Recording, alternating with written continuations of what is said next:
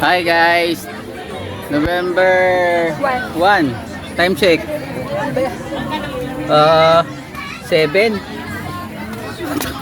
6:57. 7 p.m. Dito kami sa Catholic Cemetery ng Binangonan. Kasama ko si Himlayang Katoliko. Himlayang Katoliko. Kasama ko si Raquel at saka si G.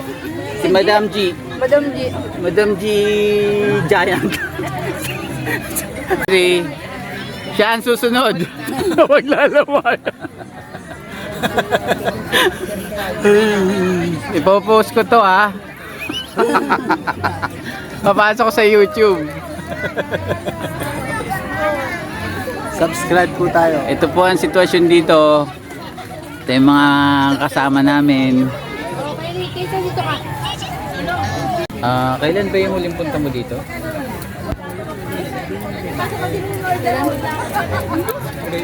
Hindi yung sa sementeryo ba? Oo. Sa sementeryo, di nung July. Ako yung huli kong punta dito nung ano pa si G, Petit. Piti. Bata pa si Gino. Nung huling nagpunta Ngayon si G, tayo. nasaan na? Hindi ko siya nasisilayan eh. Hindi mo ba nakikita si G? Hindi ko siya nababaanagan. Madilim. Madilim. Hindi kita si G. Madilim ang kami. Ihaharap ko ngayon sa kanya to ha. Well, Saan naman nagpunta si G? umalis nga daw si G. Nagagalangan. Sino kasama mo? Tara pa. Mga kapatid ko lang. Uy, paupin mo. Doon kami, Saan? Dalawang kulay. Doon sa mga... So nakita na yung tukayo mo. Oo nga. Puka dito. Hindi nga kapit tulungan magdala. Hi guys, kasama namin si Raquel, yung pinakamayaman sa Binangonan. Sa makamot. Sa makamot. Pinakamayaman sa Makamot. Hi! Ikaw, ano masasabi mo sa ano mo? Anong tawag mo? Sa manugang. Manugang. Hindi ko pa nga manugang. Hindi pa manugang na hilaw. Manugang na hilaw pa.